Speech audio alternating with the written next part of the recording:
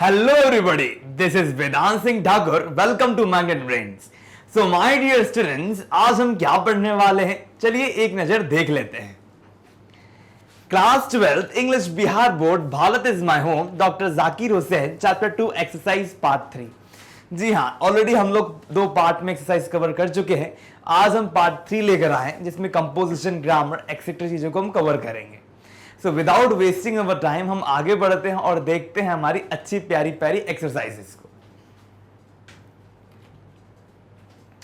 यहां दिया है group discussion. Discuss the following in groups और पेयर्स. अब देखिए, जब भी ऐसे क्वेश्चंस आते हैं माय डियर स्टूडेंट्स, तो इन क्वेश्चंस में ना आपको क्या करना होता है, ये कहीं ना कहीं थोड़े प्रैक्टिकल क्वेश्चंस हैं. अर्थात आप लोगों को क्या करना है, डिस्कशन करना है. हमेशा क्या होता है ना, हम पढ़ते लिखते रहते हैं, सारे काम करते हैं, लेकिन उसके बाद भी कभी कभी हमारे व्यूज जो हैं वो बहुत अच्छे तरीके से सामने नहीं आ पाते. क्यों? क्योंकि हम उसको ना डिस्कस नहीं करते. अब उदाहरण के तौर पर आप अपने दोस्त के साथ कुछ चीजें डिस्कस करते हो, तो उसके द्वारा और आपके द्वारा कुछ आदान प्रदान की प्रक्रिया जो है वो होगी.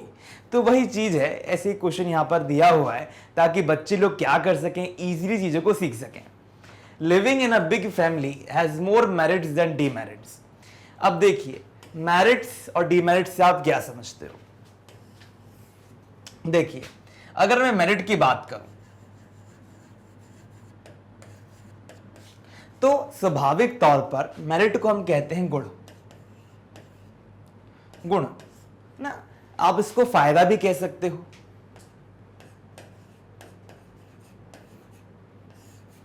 ना, और डीमेरिट का मतलब क्या होता है, दोष.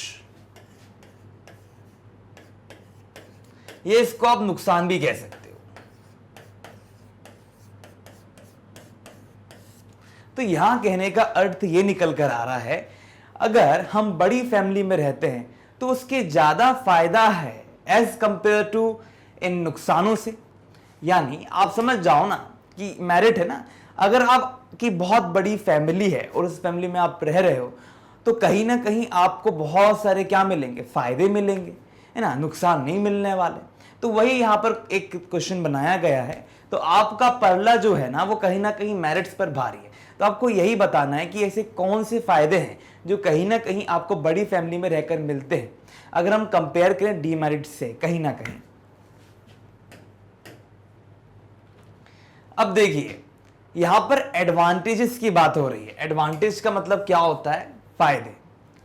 अ large family has some strong advantages. अब यहां पर यही कहा जा रहा है, एक बड़ी फैमिली जो होती है उसके क्या होते हैं, बहुत सारे एडवांटेज होते हैं.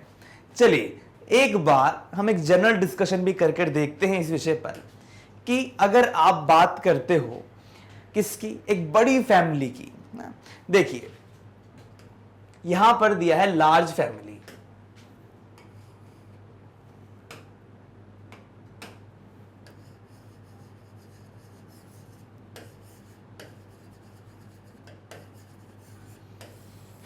तो क्वेश्चन में ना कहीं हमको लार्ज फैमिली के एडवांटेजेस को देखना है. अब मैं आपसे एक क्वेश्चन पूछता हूं माय डियर स्टूडेंट्स, कि यहां पर लार्ज फैमिली के एडवांटेज क्या होंगे.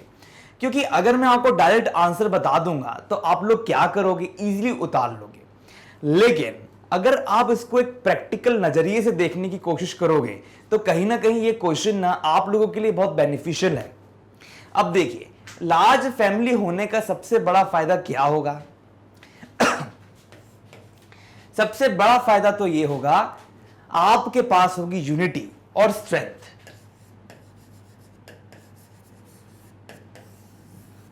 है ना. एक बड़ी फैमिली की यूनिटी बहुत इंपॉर्टेंट होती है. अगर आपके घर में किसी को समस्या हो गई, कोई बहुत फाइनेंशियल तौर से परेशान हो गया है, तो हो सकता है पापा जी या आपके जो फूफा जी हैं, ताई जी हैं, जो भी आपकी मदद कर दें. तो कहीं ना कहीं जो यूनिटी है ये बहुत बड़ा रोल जो है वो प्ले करती है कहीं ना कहीं फैमिली में. ठीक है, तो इस बात को आप ध्यान में रखिए. अब इसके सबसे ज्यादा ना बहुत बड़े बड़े स्ट्रॉन्ग एडवांटेजेस होते हैं. मेंबर्स कैन ईच, ना, आप यहां पर देखिए, member can help each other in bad times. ना बुरे समय में क्या हो सकता है, जो सदस्य हैं, मेंबर का अर्थ होता है सदस्य, वो क्या कर सकते हैं, बुरे समय में सहायता करेंगे। अ लार्ज फैमिली हैज पेरेंट्स। अगर मैं एक बड़ी फैमिली की बात करता हूं तो उस बड़ी फैमिली में ना मम्मी पापा होते हैं, पेरेंट्स होते हैं, बच्चे होते हैं, अंकल होते हैं, आंटीज होती हैं, ग्रैंड पेरेंट्स होते हैं। Therefore, children can enjoy the company of all the members। और इसलिए बच्चे क्या कर पाते हैं, इजीली ना सभी लोगों के साथ रहकर क्या हो पाता है, उनका भी मानसिक विकास तो होता ही है और साथ ही साथ इंजॉय भी बहुत करते हैं। तो आप लोगों ने देखा होगा ना कि लार्ज फैमिली के होने के बहुत सारे एडवांटेज होते हैं। कहीं ना कहीं अगर आप ध्यान दो तो आप पाओगे कि सदस्य जो है, अगर मैं सदस्य की बात करता हूं तो कहीं ना कहीं सदस्य लोगों के कारण ही जो फैमिली है उसमें क्या है, चार चांद लग जाते हैं। आप खुद महसूस कर कर एक बार देखिए कि अगर आपके फैमिली में बहुत सारे लोग हैं तो कहीं ना कहीं आप बहुत इंजॉय करोगे। ठीक है, आप क्या करोगे, इंजॉय करोगे। तो बड़ी फैमिली का होना जो है वो अनिवार्य तो नहीं है, लेकिन कहीं ना कहीं अगर है तो इसके बहुत सारे मेरिट्स हैं। हाँ, अगर आपसे कोई बोलता है कि चलो डीमेरिट पे डिस्कस करते हैं, तो डीमेरिट क्या होगा, हाँ कलह हो सकती है। मान लो किसी के बीच में मनमुटाव हो जाए, कुछ हो जाए, तो यहां पर ये समस्या जो है वो जरूर आ सकती है। लेकिन आप देख सकते हो कि लार्ज फैमिली का होना बहुत कहीं ना कहीं बहुत सही होता है, कहीं ना कहीं बहुत मददगार होता है।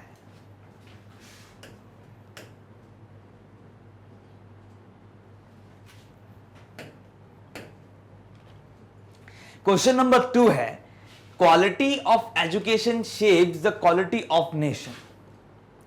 अब आप एक बात सोचो, यहां पर दिया है क्वालिटी, 2 बार क्वालिटी दिया है। ठीक है, अब ये जो क्वालिटी होती है एजुकेशन की, वो कहीं ना कहीं क्या करती है, शेप देती है किसको, क्वालिटी ऑफ नेशन को। अच्छा, आप लोगों ने कभी एक चीज देखी है, जैसे आप मान लो कि आप लोगों ने सुना होगा कि जब भी हम मटका बनाते हैं इस तरह से, तो इसको किसी चीज पे रखकर इसे गोल गोल गोल गोल करके घुमाया जाता है और तब जाकर मिट्टी शेप लेती है। तो एक मिट्टी को शेप देने के लिए कितनी मेहनत लगती है ना। तो यहां पर यदि आपको एक मटका बनाना है बहुत बढ़िया सा, उस मटके को आपको शेप देना है, ठीक है, तो आपको पहले तो मिट्टी अच्छी लेनी पड़ेगी। ठीक है, और अगर आपको मटका बनाना है क्वालिटी वाला एकदम सही, अब क्वालिटी क्या होती है, आप लोगों ने सुना है ना कि ये जो भी काम कर रहा है ये बहुत बढ़िया है, इसमें क्वालिटी है। ये बच्चा जो है इसने आंसर लिखा है, क्वांटिटी ज्यादा नहीं दी है ना, बहुत नहीं लिखा है, इसने क्वालिटी फुल आंसर दिया है, यानी सही बढ़िया ना। जो बढ़िया हो, क्वालिटी जो है एजुकेशन की, बढ़िया एजुकेशन क्या करती है, कहीं ना कहीं हमारे नेशन को बढ़िया बनाती है ना, हमारे नेशन को बहुत आगे तक लेकर जा सकती है। तो अब यहां पर देखिए, a nation that provides honest true competitive education to its people surely ensures high standard quality in everything. अब यहां पर बहुत अच्छे तरीके से बताया गया है कि जो नेशन है ना, सच्चा सही कॉम्पिटिटिव एजुकेशन जो है वो प्रोवाइड करती है लोगों को, तो श्योर ना, श्योरली हम ये कह सकते हैं, सुनिश्चित कर सकते हैं कि हमारे यहाँ पर हाई स्टैंडर्ड क्वालिटी होगी लाइफ की, है ना, हर एक चीज की। तो यहाँ पर क्या कहा जा रहा है, हम यही कहते हैं ना कि हम इस जीवन में आए हैं, अगर हमको अच्छा खाना खाना है, अच्छा जीवन जीना है, तो हम क्या करेंगे, हम वो एफर्ट्स लगाएंगे जिसके चलते हम लोग अपने जीवन में बहुत कुछ अच्छा अचीव कर पाए ना। तो वही है जब हम एजुकेशन की बात करते हैं। अगर आज के समय में आईएएस, आईपीएस, बड़े बड़े दिग्गज, है ना, आप कह सकते हो बड़े बड़े सिविल सर्वेंट्स जो सिलेक्ट होते हैं, कहीं ना कहीं कंपटीशन होता है एजुकेशन फील्ड में भी ना। तो अगर हम एक ऐसा माहौल बनाएं जिसमें हर एक बच्चे को हर एक तरीके से चांसेस दिए जाएं, जिसके तहत वो आगे आए और आगे आने के बाद वो क्या करे, अपने जो गुण है उसको दिखाए, लोगों की सहायता करे, तो एजुकेशन जो है कहीं ना कहीं रोल प्ले करती है। तो एजुकेशन ही कहीं ना कहीं हमारे राष्ट्र को क्या करती है, शेप करती है।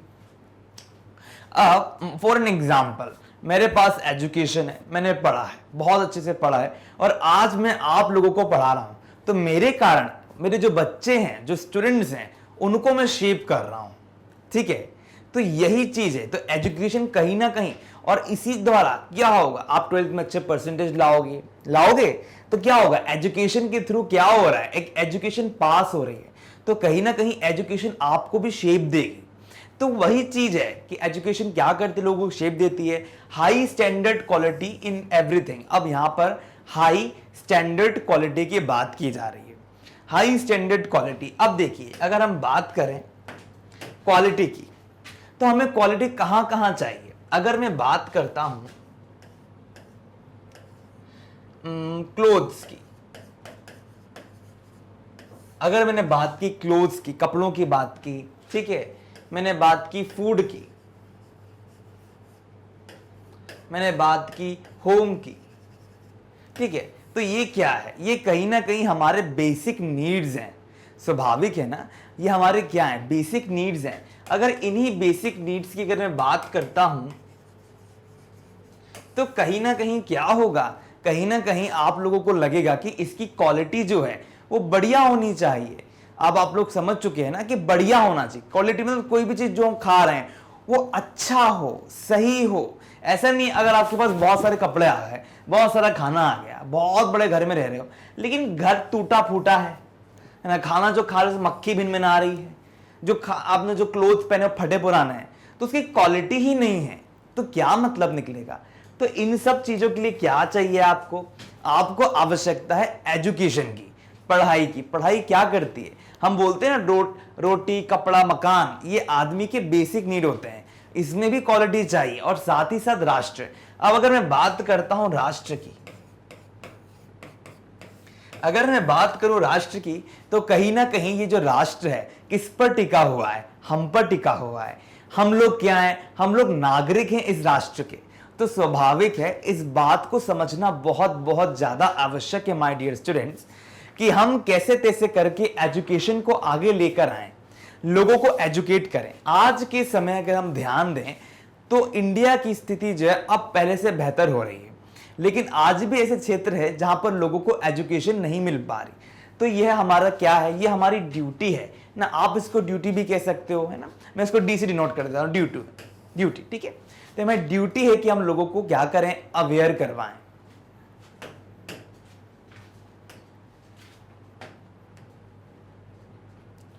क्वेश्चन नंबर 3 कह रहा है, it is neither scientific progress nor material prosperity but it's people with strong character that make a nation great and strong. अब देखिए कितनी बढ़िया सी, कितनी प्यारी सी बात जो है ना यहां पर कर दी गई है। अब हम समझते हैं कि यहां पर कहा तो कहा गया क्या है, it is neither scientific progress, ये वैज्ञानिक प्रगति भी नहीं है और ना ही यह कोई भौतिक समृद्धि है ना। मटेरियल प्रॉस्पेरिटी का मतलब कि भौतिक समृद्धि, but it is people with strong character, लेकिन वो तो वो लोग हैं जिनका चरित्र अत्यंत चोखा है ना। That make a nation great and strong, जो क्या करता है, हमारे राष्ट्र को महान बनाता है, मजबूत बनाता है। अब देखिए, मैंने आपको एक बात बताई थी और वो क्या है, चरित्र।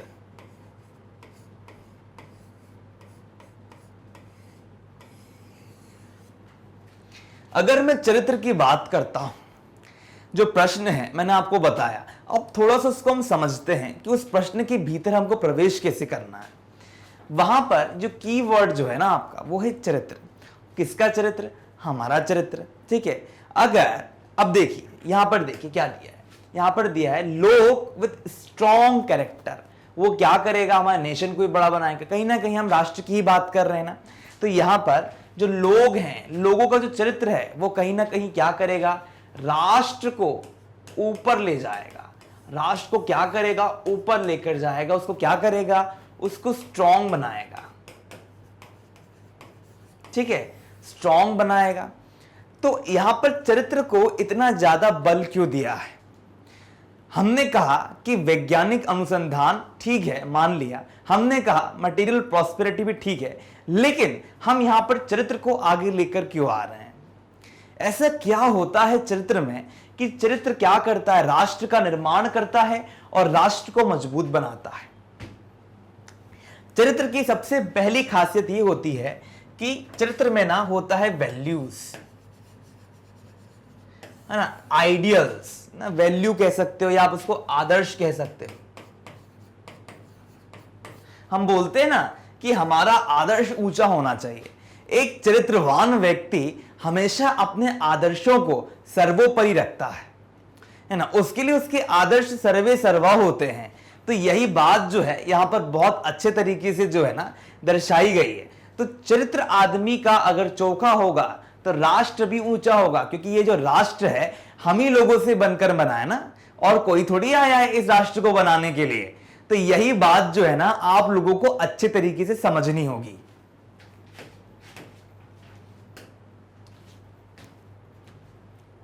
अब देखिए यहां दिया है, thus it is true that the quality of education shapes the quality of nation।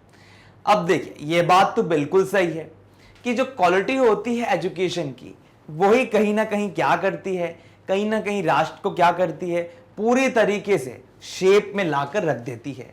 It is neither scientific progress nor material prosperity but is people with strong character that make a nation great and strong. यानी यहां पर कहा यही जा रहा है कि चरित्र तो है, हमने माना चरित्र जो है कहीं ना कहीं लोगों के चरित्र को आगे लेकर जाता है, लेकिन यदि हमारे पास एजुकेशन है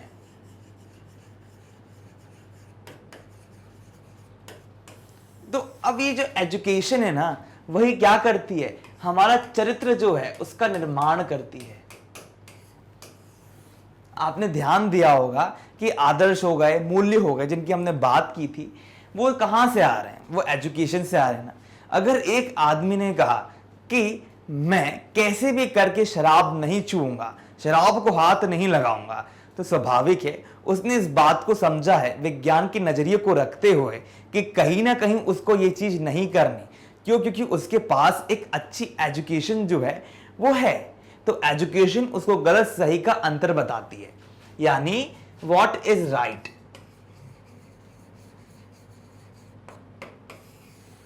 क्या है राइट और क्या है रॉन्ग। तो एजुकेशन हमको सही और गलत के बीच में जो अंतर होता है ना उसको बता देती है। तो स्वाभाविक है जब हमको सही गलत का अंतर पता होगा तो हम अपने चरित्र को क्या करेंगे और ऊपर उठाने का प्रयास करेंगे। तो वही चीज जो है यहां पर बताई गई है। तो हमको अब समझ में आ गया कि क्या होता है ये श्रृंखला। जब आदमी को एजुकेशन मिलती है तो एजुकेशन के थ्रू आदमी क्या करता है, अपना मॉरल फाइबर जो है उसको ऊंचा उठाता है और उससे उसकी एक मॉरल पर्सनालिटी बनती है, जो कहीं ना कहीं क्या हो, किसकी देन है, एजुकेशन की देन है। तो इसीलिए जो क्वालिटी है एजुकेशन की वो आगे लेकर जाती है। तो मुझे लगता है थर्ड क्वेश्चन का आंसर आपको समझ में आ गया होगा अच्छे से। चलिए अब हम आगे बढ़ते हैं और यहां पर देखते हैं क्या दिया है, कॉम्पोजिशन। अब यहां पर कंपोजिशन तो आप सभी जानते हैं, पेज नंबर 18 जो है आपको खोलना होगा, ठीक है। Right a paragraph in about 100 words on each of the following. यहां पर आप देखिए कि यहां पर कुछ आप लोगों को ना राइट अप लिखने के लिए दिए हुए हैं। यहां पर आपको क्या करना है, समरी लिखनी है ना उनकी स्पीच की, कितने शब्दों में, 150 वर्ड्स में। अब जब भी हम बात करते हैं समरी की, तो समरी क्या है, एक छोटा सा सारांश होता है, साधारण सा। और समरी में क्या कहा जाता है, संक्षिप्त तौर पे, छोटे तौर पे हम हर चीज की जानकारी देते हैं। तो ये नहीं है कि स्पीच लिखी तो पूरी की पूरी स्पीच हम क्या कर रहे हैं, उतार रहे हैं।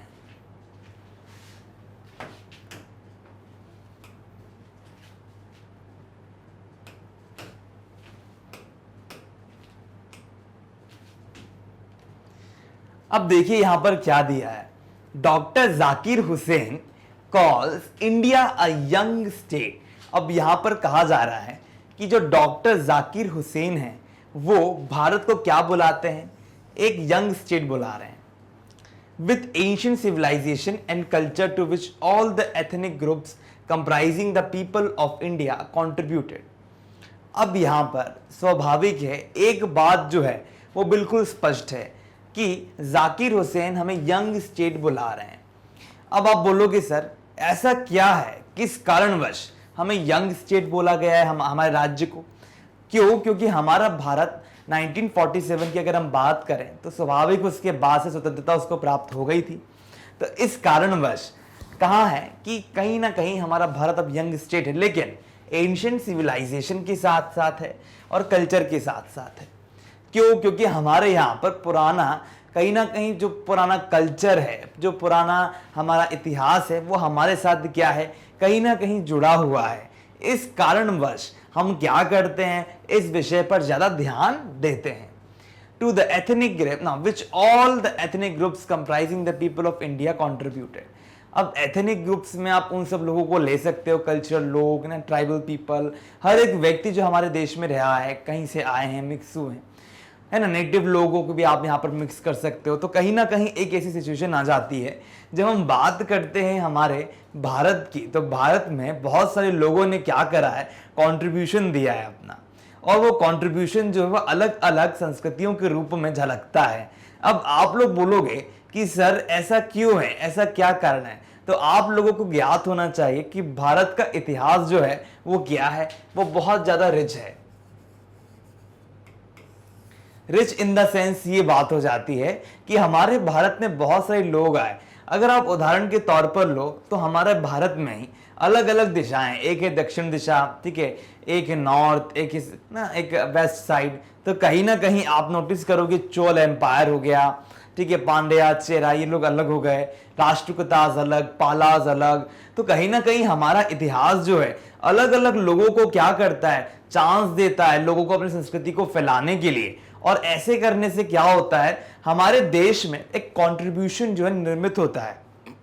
अब वो निर्मित कैसे होता है? जब लोग क्या करते हैं, अपने अपने विचारधाराओं को यहाँ पर लाकर मिश्रित अवस्था में रख देते हैं।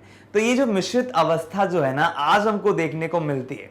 जब भारत पर तुर्कों का कहीं ना कहीं अगर आप ध्यान दो तो आपने पढ़ा होगा दिल्ली सल्तनत है ना, इन सब के बारे में, इल्तुतमिश, ये सब लोग, तो कहीं ना कहीं मुगल, कहीं ना कहीं सुल्तान लोगों ने भारत में आक्रमण किया। तो उसके तहत भी क्या होता है, भारत का कल्चर जो है कहीं ना कहीं उसका निर्माण वहीं से स्पष्ट तौर से होने लग जाता है। वैसे तो भारत का इतिहास और कल्चर जो वो अत्यंत पुराना है, लेकिन उसके बाद भी अलग अलग कल्चर्स का जुड़ना, अलग अलग चीजों का कंट्रीब्यूशन, तो वही चीज यहां पर दी है। He pledges to uphold the timeless values realized by the people through thousands of years. अब देखिए यहां पर क्या कहा जा रहा है, यहां पर कहा जा रहा है कि वो अपहोल्ड करना चाहते हैं क्या, काल अतीत मूल्यों को, जिसको उन्होंने क्या करा है, जिसको उन्होंने अनुभव किया है, रियलाइज किया है, किनके द्वारा, people through thousands of year, हजारों सालों से। तो देखिए हमारे देश में हजारों सालों से क्या है, हजारों सालों से ना बहुत अलग अलग परिस्थितियां जो है भारत में देखने को मिली हैं। उन परिस्थितियों में आप देखोगे कि ये जो अंतराल रहा है, हिएटस रहा है, ये जो अंतराल जिसकी हम बात कर रहे हैं वो हजारों सालों का है ना। आप विश्वास नहीं करो कितने सालों से हमारा भारत का जो इतिहास है वो अमर है। हमारा भारत का इतिहास माना जाता है 5000 वर्ष पूर्व, जब हड़प्पा सभ्यता जो थी यहाँ पर आई थी ना, कितने साल पुराना। और अगर आप रामायण महाभारत पढ़ोगे तो लाख 2 लाख भी कहा जाता है। तो कहीं ना कहीं हजारों सालों से बहुत सारे जो मूल्य हैं ना, जो बहुत सारे वैल्यूज हैं, वो कहीं ना कहीं कलेक्ट हो गए हैं। तो उनका कलेक्शन जो है आज हम देख पा रहे हैं। तो उन्हीं कलेक्शंस की, उन्हीं वैल्यूज की वो क्या करना चाहिए, अपन को अपहोल्ड करना चाहते हैं, उनको मैनेज करना चाहते हैं, अपने साथ लेकर चलना चाहते हैं। ठीक है, value realise by people through thousands of year. और इस चीज को रियलाइज कब से किया गया, 1000 सालों से, हजारों सालों से। तो अब मुझे समझ में आ चुका है कि आप लोग इस बात को समझ चुके हो कि हजारों सालों से चले आ रहे वैल्यूज को वो क्या करना चाहते, अपनाना चाहते हैं, उसको अपहोल्ड करना चाहते हैं। He pledges to serve all the people irrespective of their caste, creed, language and religion. अब देखिए यहां पर प्लेज का मतलब क्या होता है, प्रतिज्ञा करना। ठीक है, यहां पर irrespective ना, आप इसको इस तरह भी ले सकते हो, इरिस्पेक्टिव का मतलब यहाँ पर क्या हो जाएगा, रिगार्डलेस ऑफ, ठीक है। कास्ट आप सभी जानते हैं, क्रीड आप लोगों को पता होना चाहिए, पंथ, लैंग्वेज और रिलीजन तो सबको पता है, भाषा, और हम इसकी अगर बात करें रिलीजन की धर्म, तो यहाँ पर वो यही कह रहे हैं कि मैं सबको सर्व करना चाहूँगा, सब लोगों को क्या करना चाहूँगा, सब लोगों को सर्व करना चाहूँगा। मैं एक प्रतिज्ञा लेता हूँ कि मैं सर्व तो सबको करूँगा, लेकिन मैं हर एक जगह झुककर नहीं, मैं सबको मैं एक समान दृष्टि से देखकर चलूँगा। मेरे लिए हर कास्ट, हर क्रीड, हर एक पंथ क्या है, एक समान है, और उनको मद्देनजर रखते हुए ही मैं क्या करूँगा, आगे बढ़ूँगा, और ये प्रतिज्ञा करता हूँ कि उन लोगों की सहायता करूंगा, उन लोगों को मनाऊंगा, और उन लोगों को क्या करूंगा, अपने निचले स्तर से ऊपर उठकर लाने के लिए ना प्रेरित करूंगा। कहीं ना कहीं इन लाइनों में बहुत सारी गहरी बातें छुपी हुई हैं। He believes that the process of growth of national culture, national character is constant.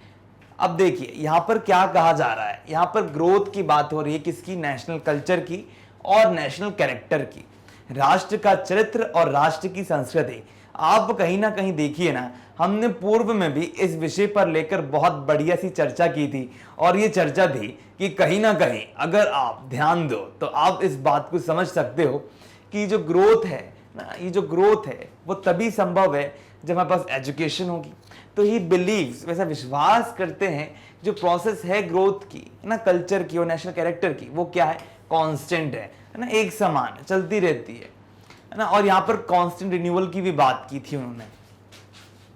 And education is prime instrument of national purpose because the quality of character depend on the quality of education.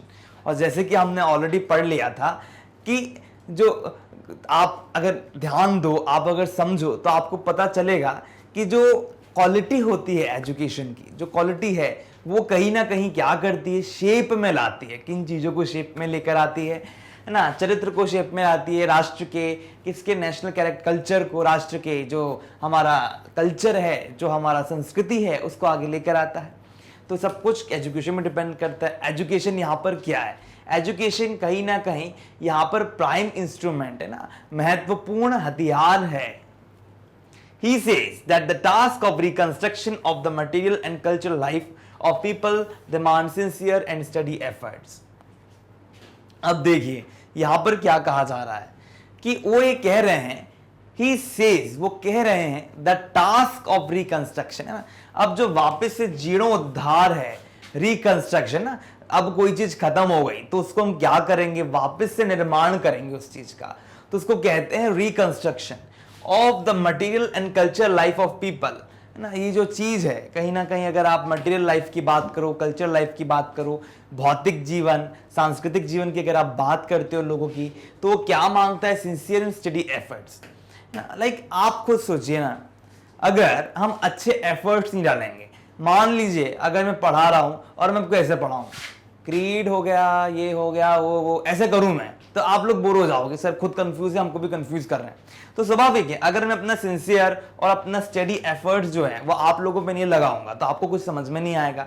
वही बात है, वही बात यहाँ पर की जा रही है कि वो ये कह रहे हैं कि जो टास्क है रिकंस्ट्रक्शन का, किसका, मटेरियल और कल्चर लाइफ का ना, लोगों के, वो डिमांड क्या करता है, वो क्या चाहता है, क्या पाना चाहता है, सिंसियर और स्टडी एफर्ट। सिंसियर का मतलब बढ़िया, ध्यान पूर्वक, अच्छे से, एकाग्रता पूर्वक, है ना, और स्टडी एफर्ट्स मतलब एकदम कंटिन्यूस एफर्ट, कंटिन्यूस कोशिश करना, लगातार एक जगह पर ध्यान रखकर उस चीज पर ध्यान देना। तो वही बात जो है यहां पर कही जा रही है। For this each person should develop himself into a moral personality through self-discipline and self-society to achieve a better, a juster, a more graceful society. He endorses Gandhiji's view that power should be used only for moral purposes. अब देखिए यहां पर क्या कहा जा रहा है, for this, अब इस चीज के लिए, each person should develop himself, हर एक आदमी को क्या करना चाहिए, डेवलप करना चाहिए खुद को, into a moral personality. See my dear students, it is very very important for everyone to develop a very good moral personality. क्या कारण है इसका? इसीलिए क्योंकि कहीं ना कहीं जो हमारी मॉरल पर्सनालिटी है वो क्या करती है, हमारे जीवन को ना पल्लवित कर देती है। तो each person should develop himself into moral personality through self discipline. अब यहां पर क्या कहा जा रहा है, सेल्फ डिसिप्लिन। अब रास्ता भी बता दिया है कि मॉरल पर्सनालिटी जो है उसको किस तरह से हमको डेवलप करना है, कैसे करना है। सबसे सरल, सबसे बढ़िया तरीका, और वो है सेल्फ डिसिप्लिन। आप लोग जानते हैं ना सेल्फ डिसिप्लिन क्या होता है, खुद पर क्या करना, शासन करना, अनुशासन की बात हो रही है यहां पर। आप लोग अगर ध्यान दो तो इस बात को अच्छे तरीके से समझ सकते हो कि जो भी व्यक्ति अपने आप पर शासन कर सकता है, अपनी इंद्रियों पर शासन कर सकता है, वो सारे ब्रह्मांड का शासन कर सकता है। तो सेल्फ डिसिप्लिन है ना, खुद पर आपको क्या करना है, विश्वास करना, खुद का समय निर्धारण करना है, मुझे ये कब करना है, ये कैसे करना है। तो कहीं ना कहीं मॉरल पर्सनालिटी जो है वो सेल्फ डिसिप्लिन से बढ़ती है। And then serve society to achieve a better, a juster and more graceful society. और इससे अब जस्टर जो है ना कंपैरेटिव फॉर्म में, तो इसको आप जस्ट मानोगे।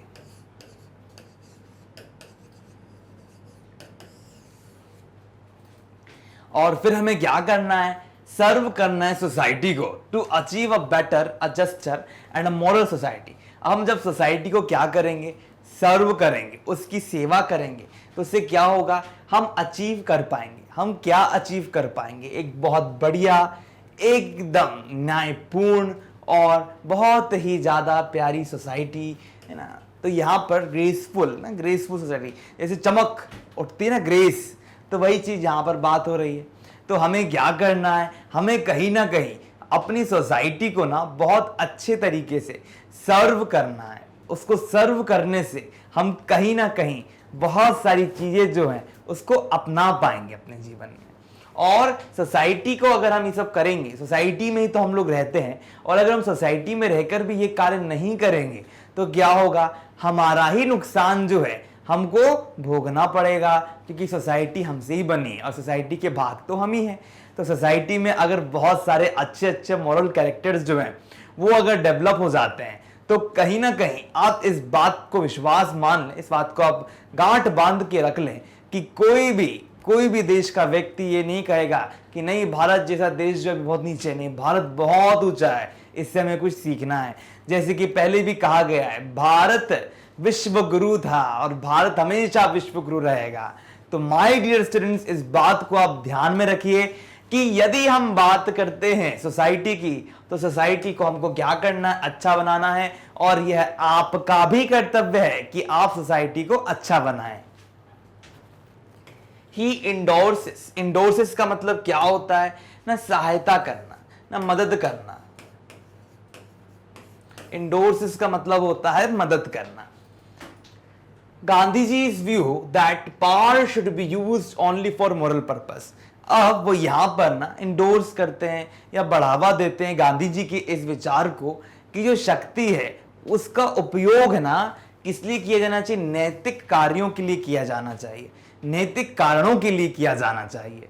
माय डियर स्टूडेंट्स, इस लाइन का अर्थ इस प्रकार है कि कहीं ना कहीं आपको इस बात को अपने मन में बैठाना होगा कि शक्ति की जो अवधारणा है, if I talk about the accreditation of the power, then it is very important, ये बहुत बहुत ज्यादा महत्वपूर्ण है कि शक्ति को हम किस दिशा में लेकर जा रहे हैं। गांधी कहते हैं, गांधी जी, कि हमको क्या करना है, मॉरल पर्पसेस, पावर को उपयोग करना है नैतिक कारणों के लिए। अब नैतिक कारण क्या होते हैं, आप लोग खुद सोचिए। सही गलत जगहों पे आपको ध्यान देना होगा, अपने विलेजेस को अच्छा बनाना है, अपनी सोसाइटी को अच्छा बनाना है। अगर हम शक्ति का प्रयोग करके किसी को दंड भी देते हैं और उससे किसी की बढ़ाई होती है, किसी की बढ़ियापन या आप कह सकते हो उसके अंदर अच्छाई आती है, तो कहीं ना कहीं शक्ति तो अच्छी हुई ना।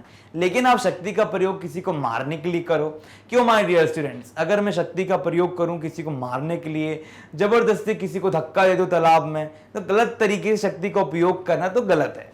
तो शक्ति ही है जिसका उपयोग सही तरीके से किया जाना चाहिए। जैसे आप लोगों को पता होगा कि आज से बहुत समय पहले की बात है, एक अलग डायमेंशन की बात है, कि कथा आपने सुनी होगी कि महिषासुर मर्दानी ना, माँ दुर्गा के बारे में, उनको शक्ति का प्रतीक माना जाता है। तो उन्होंने क्या करा, उन्होंने राक्षसों का वध किया। किस कारणवश राक्षसों का वध किया? इसीलिए वध किया क्योंकि वो बुरे थे, वो शक्ति का स्वयं प्रतीक थी, स्वयं शक्ति थी, लेकिन उन्होंने कभी देवताओं को नुकसान नहीं पहुंचाया। क्यों? क्योंकि उनका मोरल पर्पस था, ये एक नैतिक कारण था कि राक्षस क्या कर रहे हैं, कहीं ना कहीं उन लोगों को परेशान कर रहे हैं। तो नैतिक कारणों के चलते उन्होंने राक्षसों को क्या करा, उनको मारा। नहीं तो वो राक्षसों को भी नुकसान नहीं पहुंचाती, क्योंकि देवी तो क्या है, दयालु है। तो वही बात है। तो मैंने यहां पर आपको एक एक्सट्रैक्ट या एक भाव भी समझाया है। कहां से? मार्कंडेय पुराण से।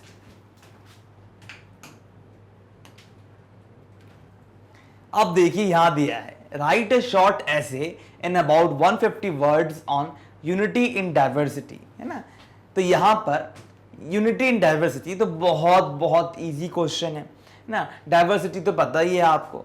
अब यहां पर आप ये समझिए ना, यूनिटी डाइवर्सिटी से आप क्या समझते हैं कि बहुत सारे लोग एक जगह रह रहे हैं, लेकिन उनमें क्या है, एकता है। यदि आप लोगों ने एनसीईआरटी बुक पढ़ी हो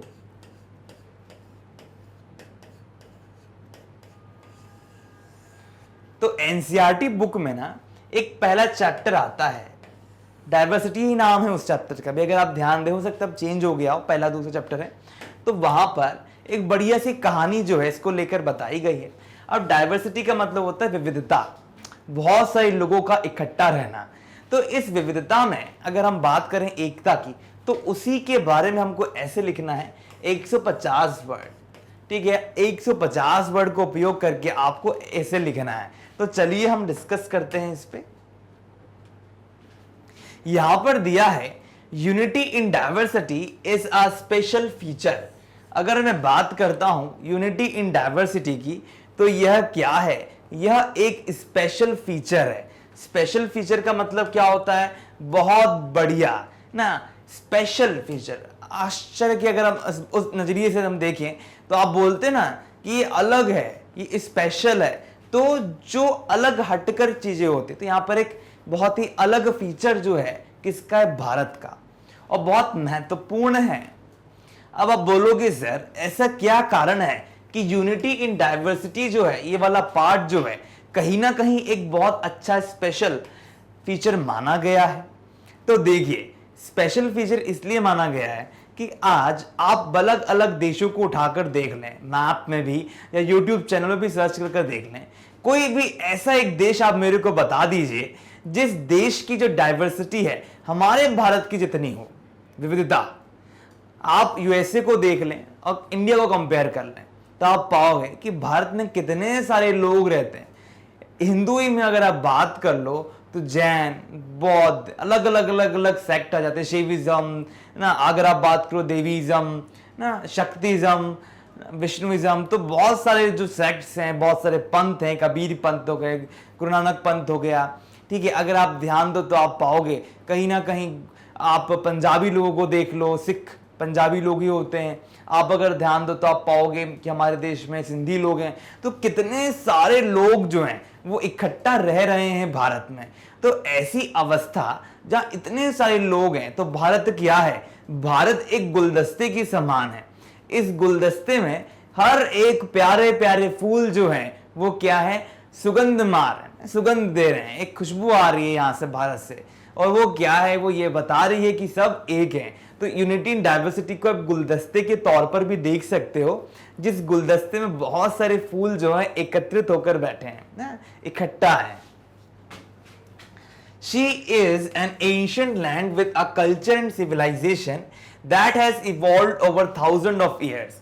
अब यहां पर देखिए क्या कहा जा रहा है, हमारे भारत को ना, अब यहां पर शी का यूज किया है। शी क्यों लगाया है, क्योंकि हम भारत को अपनी मां मानते हैं। भारत क्या है ना, भारत को हम अपनी मां मानते हैं, भारत माता। तो कहीं ना कहीं आपने सुना होगा कि मेरी मां परेशान है तो उसके लिए मैं क्या करूंगा, आगे बढ़ूंगा, उसको आगे जाके सहायता कराऊंगा। तो कहीं ना कहीं ये बात जो है कहीं ना कहीं बहुत अच्छे तरीके से साफ हो गई है कि भारत माता के लिए लोगों के भीतर जो भाव है वो कहीं ना कहीं बहुत ज्यादा है, भावनाओं की लड़ियां लगी हैं कि हमारी माँ जो है हम उसकी सहायता करेंगे, हमारी माँ के लिए हम बहुत सारे कार्य करेंगे। इसलिए यहाँ पर शी का उपयोग किया गया है, अर्थात माता को दर्शाने के लिए। और कहीं ना कहीं जब भी हम कंट्री की बात करते हैं तो उसको हम फीमेल तौर पर देखते हैं। She is an ancient land, है ना, उसको क्या कहा कि यह तो कहीं ना कहीं क्या है, अत्यंत पुरानी क्या है, लैंड है, जगह है। तो with a culture and civilisation, और यहां पर जो कल्चर है, यहां पर जो सिविलाइजेशन है वो इवॉल्व हुआ है हजारों सालों से। अब आप लोगों को तो पता होना चाहिए, अभी का कल्चर तो बिल्कुल भी नहीं है। अभी अभी जो आप देख रहे हो, आज आपने देखा कि दुर्गा पूजा हो रही है, नवरात्र चल रहे हैं, गणेश पूजन हो रहा है, हमारे यहाँ कितने से देवी देवता हैं, ठीक है। आप लोग देखते होंगे कि कितने सारे लोग बैठ के क्या करते हैं, नमाज पढ़ते हैं, ठीक है। आपने देखा होगा कि कितने सारे लोग जो गुरुद्वारा जाते हैं। तो जो कल्चर है ये एक बार में तो नहीं डेवलप हुआ ना कहीं हर एक धर्म का अपना अपना जो स्वयं का कल्चर है, जो कस्टम है, वो बहुत पुराना है, वो यहाँ पर ऐड हो गया है। तो ये बहुत हजारों सालों की जो प्रक्रिया है, उसी को हम यहाँ पर क्या कर पा रहे हैं, देख पा रहे हैं, समझ पा रहे हैं, और वही चीज को हम यहाँ पर ऐड कर पा रहे हैं। Though a number of ethnic groups live in India, this ancient civilisation binds them all together. ठीक है, अब आप लोगों को मैं बताता हूं कि आप लोगों ने देखा होगा ना कि कितने सारे आर्किटेक्चर हमारे भारत में मौजूद हैं। आर्किटेक्चर तो आप सभी समझते हैं क्या होता है। ये जो वर्ड है आर्किटेक्चर कहां से आया, टेक्टोन वर्ड से आया है, जिसका मतलब होता है टू बिल्ड, ना, किसी चीज को बनाना। तो वही चीज है। तो आप आर्किटेक्चर कल्चर के द्वारा भी इस बात को समझ सकते हो कि कहीं ना कहीं क्या है, हमारे यहाँ पर जो सिविलाइजेशन है वो बहुत पुराना है। और इससे हम एक चीज और समझ पाते हैं कि उसे सबको बाइंड करके रखा है। तो एथनिक ग्रुप यानी बहुत सारे लोग, राजा महाराजाएं आए ना, बाहर से लोगों ने इन्वेजन किया, तो क्या वो एथनिक ग्रुप्स के क्या कह सकते हैं, कंपोजिशन डेवलप हुआ। उसने क्या करा, एंशिएंट सिविलाइजेशन को ना टुगेदर क्या करा, बाइंड कर दिया। India is a vast land. India जो है वास्ट, बहुत बड़ा ना, बहुत बड़ा घेराव करके खड़ा है। It has a number of different geographic and climatic zones, है ना। अगर आप ध्यान दो तो आपको पता होना चाहिए कि हमारे भारत में हिमालय है। आपने सुना होगा, कालिदास ने कहा है ये नागादि राजा, एक बहुत प्यारा सा श्लोक है। तो इस श्लोक की जब आपने स्टडी की होगी, जब आपने इसको पढ़ा होगा, तो पता चलेगा कि किस तरह से जो हमारा हिमालय पर्वत है वो टिका हुआ है, हमारे यहाँ पर ताज की तरह है। तो ज्योग्राफिकल फीचर्स की जब हम बात करते हैं, तो ज्योग्राफिकल फीचर सिर्फ यही समझ में आता है कि भौगोलिक स्थिति जो है ना हमारे भारत की, वो भी बहुत अलग है। ठीक है, जब हम बात करते हैं क्लाइमेटिक जोन्स की, अब आपको पता है दक्षिण में बारिश कैसी होती है, ठीक है, अलग अलग तरीके के फॉरेस्ट हैं, रेन फॉरेस्ट हो गया। अगर आप बात करो तो ध्यान दो तो आपको तुंद्रा, तो अलग अलग तरीके से क्लाइमेटिक जोन्स भी हैं, ठीक है, फॉरेस्ट के जोन है। कहीं ना कहीं आप बारिश देखोगे बहुत ज्यादा हो रही है, कहीं बहुत कम हो रही है। डेजर्ट्स अलग हैं। There are the Himalaya with snow capped hills and mountains. जैसे कि मैंने आपको बता दिया कि यहाँ पर क्या है, यहाँ पर हिमालय भी हैं, और ये जो हिमालय हैं कहीं ना कहीं क्या करते हैं, कहीं ना कहीं आप इनको देख सकते हो संरक्षक के तौर पर। स्नो कैप्ड हिल्स, है ना, यहाँ पर क्या है, ये जो स्नो है ऐसे कैप बनाई है उनके ऊपर रखी हुई है इस तरह से। तो स्नो कैप्ड हिल्स की बात हो रही है, यहाँ पे स्नो कैप्ड हिल्स की हम बात कर रहे हैं। एंड माउंटेन्स, और किसकी बात हो रही है, माउंटेन्स की बात हो रही है। तो मुझे लगता है कि यहाँ पर आपको ये चीज़ अच्छे तरीके से समझ में आ गई होगी। मेरे को नहीं लगता कि इस ऐसे में आप कुछ भी रॉन्ग कर कर आओगे। हमेशा याद रखिए कि unity in diversity is a special feature of India. हमने पहले विशेषता बताई, अब 150 शब्दों में लिखना है तो आपको इतना कुछ इलॉबरेट नहीं करना, लेकिन हाँ, मैंने आप लोगों को बहुत सारी जानकारी जो है यहाँ पर दे दी, ताकि आप लोग और भी बहुत सारी चीज़ों को यहाँ पर क्या कर सकते हैं, कनेक्ट कर सकते हैं।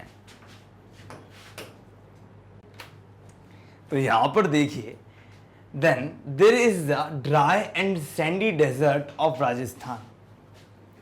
अब हम यहां पर क्या देख रहे हैं, dry and sandy desert of Rajasthan.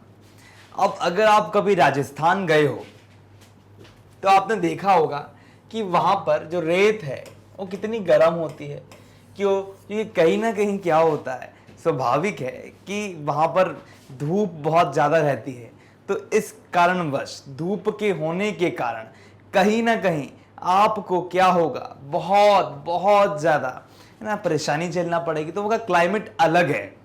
There is a hot climate in the south, और साउथ में क्या होता है, बहुत बहुत गर्म क्लाइमेट होता है, that lies surrounded by the sea, और जो कहीं ना कहीं सी के अराउंड में ना, आप सराउंड का मतलब जो आजू बाजू हर ओर है मौजूद है, तो साउथ में जो सीज हैं, अब आप देखो ना सी कैसे होती हैं, जैसे आप यहाँ पर देखो साउथ को देखोगे तो इस तरह देखो, साउथ ऐसे होता है, ठीक है, यहाँ से तो ऐसे आप गुजरात को देख लो, ठीक है, तो ये देखो यहाँ पर भी सी है, यहाँ पर भी सी है, और यहाँ पर भी सी है, तो आप देख सकते हो ना कि पूरा आजू बाजू सराउंड कर रहा है वो किससे, सी से। Bengal and Gujarat are so different, और जो बंगाल है, जो गुजरात है, वो भी क्या है, बहुत बहुत अलग है, because of climatic and local condition, क्योंकि क्या है, क्लाइमेटिक और लोकल कंडीशन के कारण। क्लाइमेटिक और लोकल कंडीशन से क्या होता है, बहुत बहुत परिवर्तन जो है उसको हम देख पाते हैं। The clothes and the food habits and lifestyle of people are as varied as possible.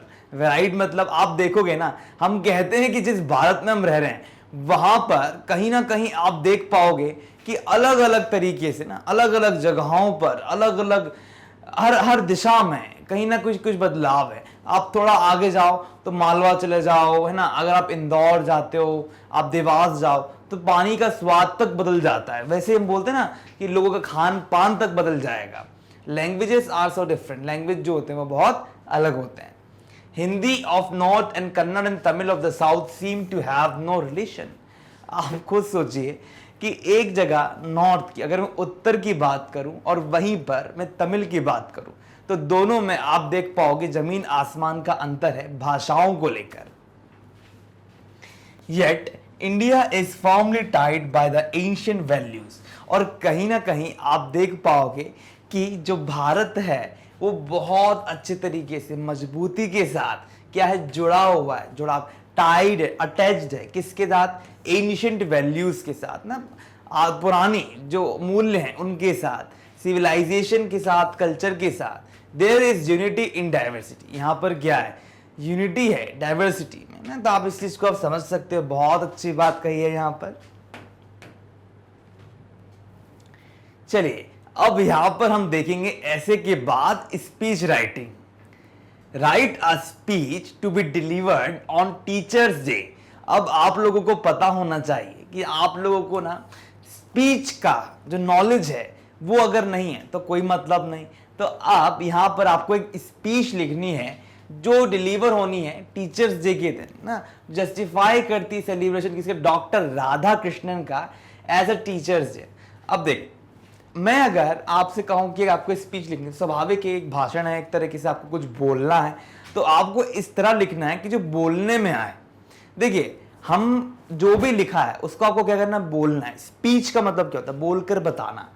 तो आपको टीचर्स डे के देखते हुए, जस्टिफाई करते हुए, डॉक्टर राधा कृष्णन का जो बर्थडे है ना, आप लोग देखिए ना, आप लोग खुद देखिए कि राधा कृष्णन के जन्मदिन के दिन ही हम क्या बनाते हैं, टीचर्स डे बनाते हैं। तो इसी चीज पर आपको एक स्पीच लिखना है, ठीक है।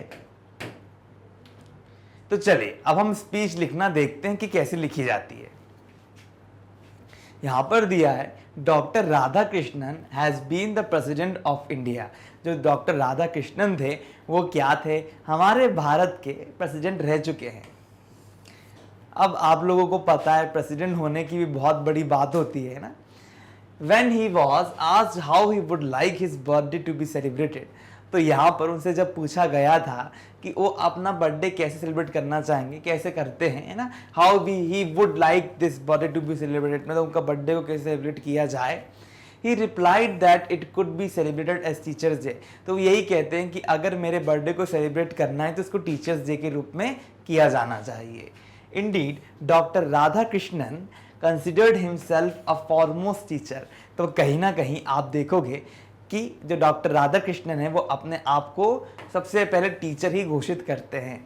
ही was a professor of philosophy at Calcutta university. अगर हम बात करते हैं उनकी, तो वो एक प्रोफेसर थे, कहाँ पर, फिलोसफी एट कलकत्ता यूनिवर्सिटी में, है ना। Later at Oxford university, philosophy के प्रोफेसर रह चुके हैं, कहाँ पर, कलकत्ता यूनिवर्सिटी में, और बाद में ऑक्सफोर्ड यूनिवर्सिटी में भी गए थे। तो कहीं ना कहीं आप एक बात समझ सकते हो कि प्रेसिडेंट होने के नाते क्या क्या गुण थे उनके भीतर। आप इस बात को भी समझने का प्रयास करें माय डियर स्टूडेंट्स कि जब हम स्पीच लिख रहे हैं तो कहीं ना कहीं हम उनके बारे में बता रहे हैं। तो स्पीच लिखते समय आपके पास जो भी फैक्ट्स हों, जो भी फिगर्स हों, उसको आप लोग क्या करें, उसको सामने ला के रखें ताकि आपकी जो स्पीच है वो बहुत बढ़िया लगे। सही है ना? He was the first Indian to be appointed as a professor there। आप सोचिए, ऑक्सफोर्ड यूनिवर्सिटी की बात करें, कितना ही बड़ी विश्वविद्यालय है जहाँ पर बच्चों का हो भी नहीं पाता, उनका सपना होता है वहाँ जाने का। ठीक है, तो वहाँ पर उनको अपॉइंट किया गया, लिया गया प्रोफेसर के तौर पर। He has been the vice chancellor of Andhra Pradesh, और वे आंध्र प्रदेश के वाइस चांसलर भी रह चुके थे। एंड बनारस हिंदू यूनिवर्सिटी ना, अगर मैं बनारस हिंदू यूनिवर्सिटी और आंध्र यूनिवर्सिटी की बात करूं तो वहाँ पर वो क्या रह चुके हैं, वाइस चांसलर रह चुके हैं। He was also the president of UNESCO, और साथ ही साथ वो प्रेसिडेंट रह चुके हैं कहाँ के, यूनेस्को के। वास्तव में इंडीड का मतलब होता है वास्तव में। He was one of the greatest teacher, वो बहुत बड़े टीचर्स में से एक माने जाते हैं। Can be rightly proud of Dr. Zakir Hussain, also greatly admired him and appreciated his contribution as a teacher। क्यों? क्योंकि कहीं ना कहीं हम देख सकते हैं कि डॉक्टर जाकिर हुसैन जी ने भी कहीं ना कहीं राधा कृष्णन की बहुत तारीफ की और उनको बहुत बड़ा एजुकेशन घोषित किया। तो यहाँ पर एक बात तो क्लियर हो गई है माय डियर स्टूडेंट्स, और वो ये है कि किस तरह से राधा कृष्णन की जब हम बात करते हैं तो राधा कृष्णन जो है वो बहुत बहुत ज़्यादा फेमस थे। एक ऐसे आदमी थे जिन्होंने बहुत अच्छे काम किए, लोगों को बहुत खुश किया in the field of education. Field of education जो है माय डियर स्टूडेंट सबसे बढ़िया फील्ड होती है। देखिए, डिग्री जो होती है उसको आप लेकर रखने से कुछ फ़ायदा नहीं है, उसका कुछ प्रयोग होना चाहिए। ठीक है, तो एजुकेशन की फील्ड यही है, आपको कुछ करने के लिए ना कहीं प्रेरित करती है। और अगर आप ध्यान दो तो आप इस बात को समझ पाओगे कि कहीं ना कहीं जो हमारे बहुत प्यारे से राधा कृष्णन हैं तो वो बहुत अच्छे तरीके से क्या करते हैं, चीज़ों को समझते हैं, चीज़ों को बताते हैं। तो यहाँ पर उनके बारे में बताया गया है और इसी स्पीच में हमने क्या करा, उनके लेकर फैक्ट्स एंड फिगर्स को भी ऐड किया। तो स्पीच में हम क्या करेंगे, स्पीच में हमको किसी के बारे में अच्छे से बताना है। मान लीजिए आपसे एक क्वेश्चन पूछ लिया गया कि माय डियर स्टूडेंट्स, आप लोगों को स्पीच देना है रक्षाबंधन पर। तो रक्षाबंधन में आप क्या स्पीच दोगे? आप कहानी बता सकते हो या आप उसकी विवरण के बारे में जानकारी दे सकते हो कि कैसे कैसे वो बना, उसके पीछे क्या कारण था। ठीक है, आप उससे जुड़े कुछ ऐसे फिलोसोफर्स हो सकते हैं या कोई और लोग जो उन लोगों ने कार्य को बनाने के लिए अपनी सहभागिता दी, उनका नाम जोड़ सकते हो। तो स्पीच इस तरह होती है और स्पीच कहीं ना कहीं बहुत लंबी भी होती है, लेकिन ज़्यादा लंबे भाषण लोगों को बोर कर देते हैं। According to him, Dr. Radhakrishnan devoted his lifetime to the pursuit of knowledge। ना, नॉलेज की तलाश में, नॉलेज के खातिर उन्होंने क्या करा, अपनी पूरी ज़िंदगी जो है वो कहीं ना कहीं क्या कर दी, डिवोट कर दी, उसको समर्पित कर दी। डिवोट का मतलब क्या निकल कर आता है माय डियर स्टूडेंट, समर्पित। तो लाइफ टाइम मतलब पूरी ज़िंदगी, डिवोटेड का मतलब होता है उन्होंने समर्पित कर दी। किसके लिए? ज्ञान की तलाश के लिए, ज्ञान के खातिर एंड ट्रुथ। अब देखिए माय डियर स्टूडेंट्स, जब भी हम बात करते हैं ज्ञान की, तो ज्ञान तो अंतहीन है ना, उस ज्ञान को तो आप पकड़ नहीं सकते, उस ज्ञान को आप कहीं रख नहीं सकते। ज्ञान तो बस बटोर रहे हो, ले ले ले ले लो, नहीं। ज्ञान की अपनी खुद की बात होती है, ज्ञान को धीमे धीमे करके अपने मन में लाया जाता है। आप देखिए, एक जग जो है उसको धीरे धीरे भरा जाता है, एकदम से तो जग भर नहीं सकता। तो एक जीवन में इतना ज्ञान तो कोई ले नहीं सकता। सत्य की तलाश में तो हर एक आदमी रहता, सत्य की क्या तलाश करना है, सत्य तो हर एक और है। He explain Indian philosophical thought to the world. और उन्होंने क्या करा, उन्होंने बताया क्या, इंडियन फिलोसॉफिकल थॉट, पूरी दुनिया को उन्होंने इंडियन फिलोसॉफिकल थॉट बताया। अब आप लोगों को पता होना चाहिए कि वे कौन थे, वे एक फिलोसोफर थे। फिलोसोफर का मतलब होता है दार्शनिक। आप लोग अगर ध्यान दें तो दार्शनिक लोग कौन होते हैं? अगर आपने भगवान श्री कृष्ण की गीता पढ़ी ना, इसमें कृष्ण भगवान अर्जुन को क्या एक फिलॉसफी बता रहे हैं कि संसार ऐसा है, मैं ऐसा हूँ ना, जहाँ पर कुछ ऐसी बातें जो हमारे सर के ऊपर निकलती हैं और ऐसी बातें जो हमसे हटकर हैं, हमारे जीवन से अलग है, वैल्यूज़, मॉरल, हर एक चीज़ को अपने अंदर कंटेन करती है, फिलॉसफी में आती है, दर्शन शास्त्र के अंतर्गत आती है। ठीक है, संसार कैसे बना, ब्रह्मांड कैसे बना, उसके पीछे आध्यात्मिक कारण क्या है, ठीक है, इस सत्य क्या है, सत्य के गुण क्या है। तो हर एक चीज़ कहीं ना कहीं फिलॉसफी का भाग हो जाती है। I think we are happy, मैं मानता हूँ कि हम सभी क्या हैं, बहुत बहुत ज़्यादा खुश हैं ऑन द टीचर्स डे। नहीं, जो टीचर्स डे है इस दिन हम लोग बहुत ज़्यादा क्या है, खुश हैं। When we pay our regards to our own teacher. अब देखिए यहाँ पर क्या कहा जा रहा है, यहाँ पर यही कहा जा रहा है I think we are happy. अब स्पीच हम दे रहे हैं तो हम डियर फ्रेंड्स भी लगा सकते हैं ना, आप आगे भी लगा सकते हो, बाद में भी लगा सकते हो, क्योंकि कहीं ना कहीं आप लोगों को क्या कर रहे हो, संबोधित कर रहे हो। जब भी हम लोगों को संबोधित करते हैं तो ऐसी जगहों पे हम डियर फ्रेंड्स लगा सकते हैं, डियर ब्रदर्स भी लगा सकते हैं। तो यहाँ पर when we pay our regards to our one teachers, we also remember the great teacher and son of India, doctor Radha Krishnan. और जब कभी भी हम सम्मान देते हैं, रिगार्ड्स देते हैं किसी को भी, तो उस समय हम कभी भी सम्मान देते वक्त राधा कृष्णन को भूल नहीं सकते। तो यही बात जो है हमको याद रखनी है, समझनी है, यही सबसे ज़्यादा क्या है, खास बात है। तो मुझे लगता है कि अब स्पीच राइटिंग में आपको कोई दिक्कत नहीं आएगी।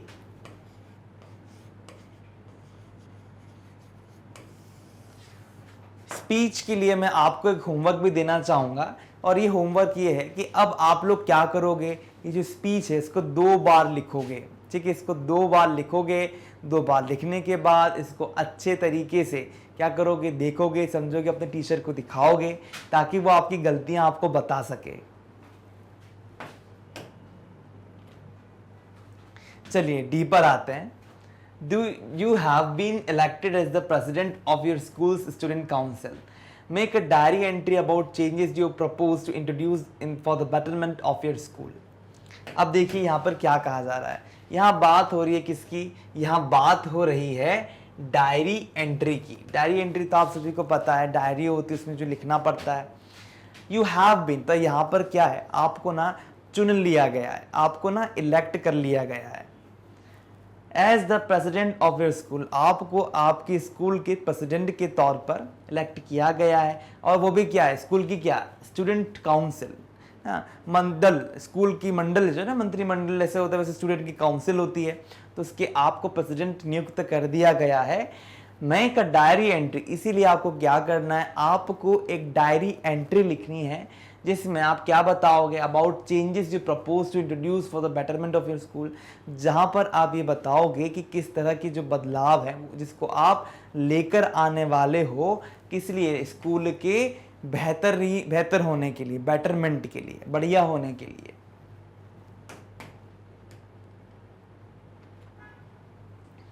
यहां दिया है 3 अप्रैल 2000, आप कुछ भी डाल दो जो अभी करंटली चल रहा है। ठीक है, डियर डायरी। तो जब भी हम डायरी एंट्री करते हैं तो हम क्या करते हैं, डियर डायरी लिखते हैं। इस बात को आप हमेशा याद रखिएगा, ये जो है ना, ये बहुत इंपॉर्टेंट है।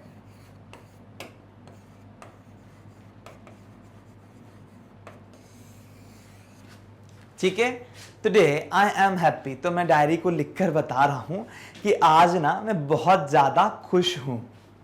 आई have been elected president of students council. स्वाभाविक है ना कि अब मैं खुश तो होऊंगा ही, क्योंकि मेरे को काउंसिल के लिए क्या कर लिया गया है, इलेक्ट कर लिया गया है। और इलेक्ट करने से क्या होता है, खुशी आती है, प्रसन्नता आती है। तो आपने अपनी डायरी में इस चीज़ को मेंशन किया। I plan to make the school better, और मैंने क्या प्लान किया है, अपने स्कूल को बढ़िया बनाने का प्लान किया है।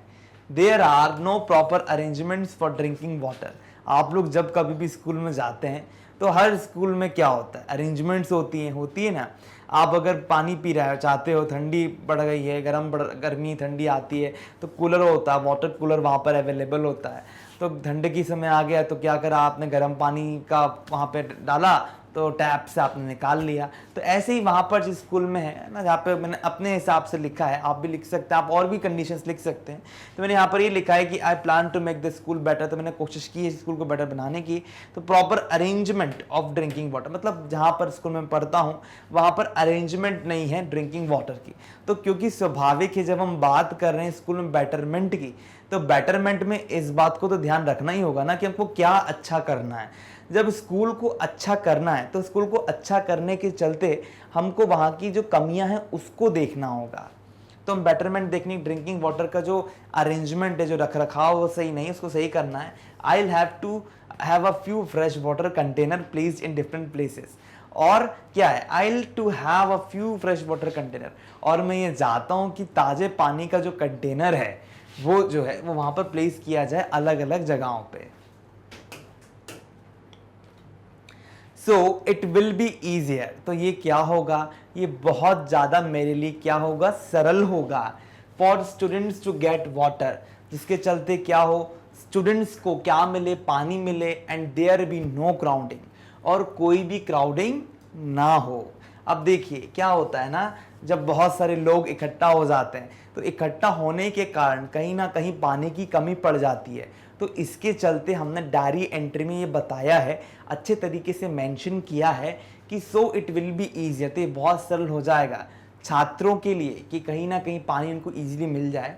There is no canteen in our school, तो हमारे स्कूल में ना कोई कैंटीन नहीं है। Student go outside to buy eatables from hawkers, तो छात्र क्या करते हैं, बाहर जाते हैं क्या खरीदने, ईटेबल्स को, buy eatables from hawkers in the recess. अब जैसे ही रिसेस का समय आ जाता है, रिसेस तो आप लोगों को पता है जब टन टन टन टन घंटी बजती है तो अचानक से आपको ये बात ज्ञात हो जाती है ना कि हमें क्या करना है, अब हमको निकलना है, खाना खाना है, ठीक है, हमको अपना सारा काम करना है। जैसे आप कोको कोला पीनी है, आप कोको कोला पियोगे, आप मस्त जाओगे इधर उधर, तो कहीं ना कहीं आप लोगों के लिए तो मजे की बात हो जाती है रिसेस को। तो यहाँ पर भी क्या है, जब हम डायरी एंट्री कर रहे हैं तो हमको बेटरमेंट की बात करनी, तो हम हर एक पहलू को देखेंगे।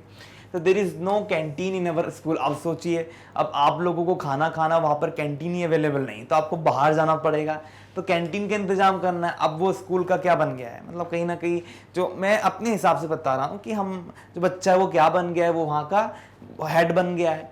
सो in our school so student go outside to buy eatables, खाने योग्य चीज़ों को खाने के लिए बाहर जाते हैं हॉकर्स पे। आई will have a canteen in the school, और मैं क्या चाहता हूँ हमारे स्कूल में कैंटीन हो ना। ऐसी भी कैंटीन है, छपरी वाली कैंटीन की बात नहीं कर रहे हम, एक साधारण सी कैंटीन की बात कर रहे हैं जहां पर सब लोग बैठे। तो आप लोग जेएनयू वगैरह की बात करो तो वहां पर साक्षी ढाबा, इस तरह के ढाबा की बात नहीं है, यहाँ पर सिंपल एक कैंटीन की बात चल रही, तो इस बात को आप लोग ध्यान में रखिएगा।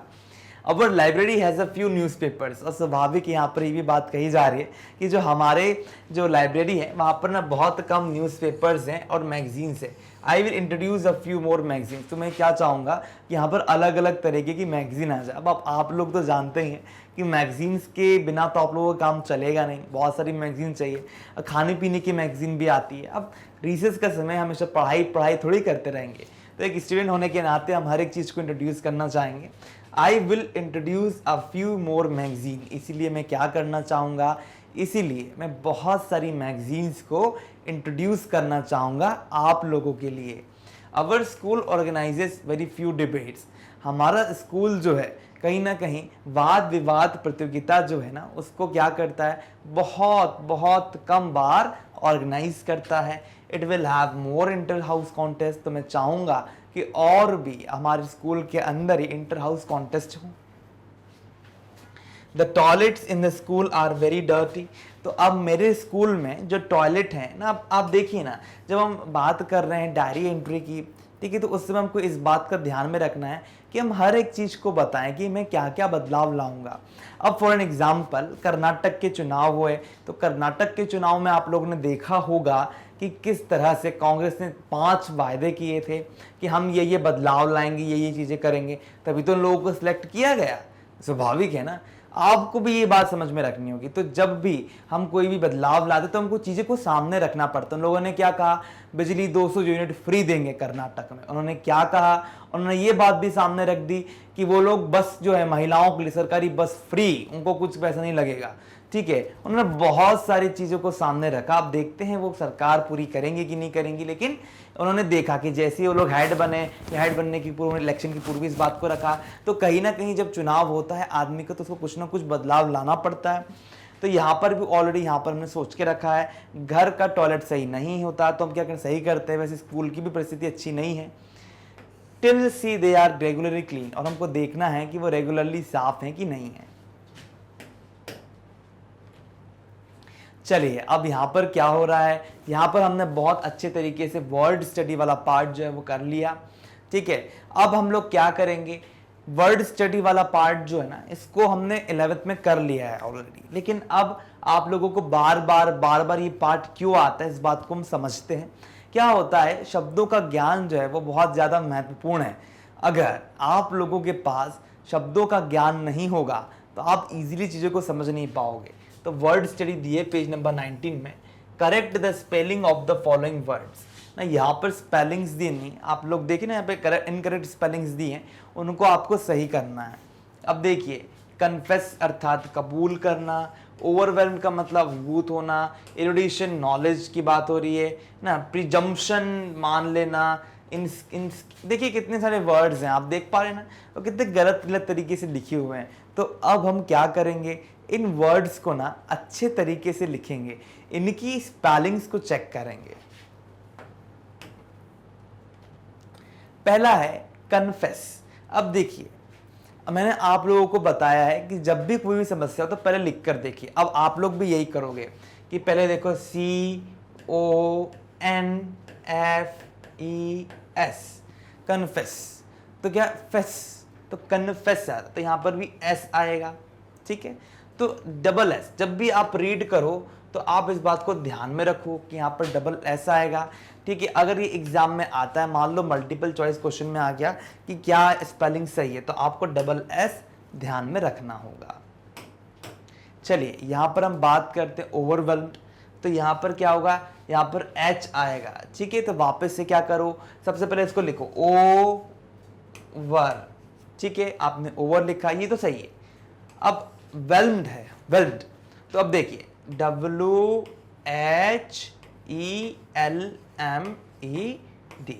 तो ELMED, वेल्म्ड, ओवरवेल्म्ड।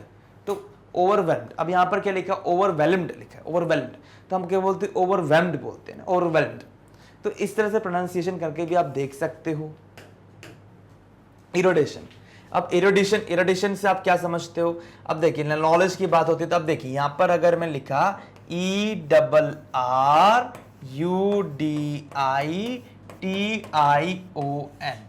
इस तरह लिखा मैंने। अब आप खुद सोचो कि इसको कैसे सही करोगे, क्या यहाँ पर एक आर हट जाएगा। अब देखिए, कोशिश कर देखिए आप कि कैसे आपको पढ़ना है। अगर आप इसको एक ही हटा के देखोगे तो क्या ये सही हो गया, तो यहाँ पर इस ऐसे आप कोशिश करो। तो इसका सही आंसर पहले देखते हैं क्या है, एरोडिशन। तो क्यों, क्योंकि हमने पढ़ा है तो हमको क्या है, हमको एक आइडिया लग गया है कहीं ना कहीं कि इसकी स्पेलिंग गलत है। अब आप बोलोगे सर कि हम लोग स्पेलिंग सही करते रह जाएंगे, हमको तो पता ही नहीं कि कैसे स्पेलिंग सही होगी, इतने सारे चीज़ें यहाँ पर दिए। तो देखिए माय डियर स्टूडेंट्स, आप लोगों को क्या करना है, जब भी आप लोग चैप्टर्स की रीडिंग लगाते हो ना, तो कम से कम चैप्टर में उन वर्ड्स को हाईलाइट करो और उनको बार बार रीड करो। उनको बार बार रीड करने से आपका माइंड क्लिक कर लेगा कि सही क्या है और गलत क्या है। प्रेफुल, अब देखिए फुल तो अब क्या फुल आएगा, नहीं, प्रेफुल होता है, डबल एल नहीं आएगा यहाँ पर, तो ये भी हो गया है ना। अब देखिए प्रिजम्पशन, तो ये तो आपको समझ में आ गया होगा कि एस आना था, यहाँ पे जे कैसे आ गया, तो प्रिजम्पशन बोलते, प्रिजम्पशन, तो प्रिजम्पशन ना, तो प्रिजम्पशन हो गया ये, प्रिजम्पशन। अब इन स्कैपेबली, ये भी आपको समझ में आ गया, ए क्यों नहीं, यहाँ पर ई आएगा। तो देखिए ना आप कितनी इजीली हम चीज़ों को समझ पा रहे हैं कि कहाँ हमको एस लगाना है, सम्शन होगा, है ना। स्केप, एस्केप नहीं होता, स्केप होता है, तो ई एस आ जाएगा। अगर आपने स्केप पढ़ा हो, स्केप, तो कहीं ना कहीं अगर यहाँ पर ए लग जाए तो आप समझ जाओगे कि ए गलत है। तो आप लोग जब वर्ड पढ़ते हो, समझते हो, तो बार बार उसको लिख कर देखो। चलो अब एक खेल खेलते हैं, एक वर्ड प्ले है। अगर मैं आपको बताऊं तो आप लोग कोशिश करिएगा। चलो यहाँ पर जैसे मैंने बोला, चलो एक काम करते हैं, हम इसको समझते हैं। अब जैसे मैं यहां पर लिखता हूं,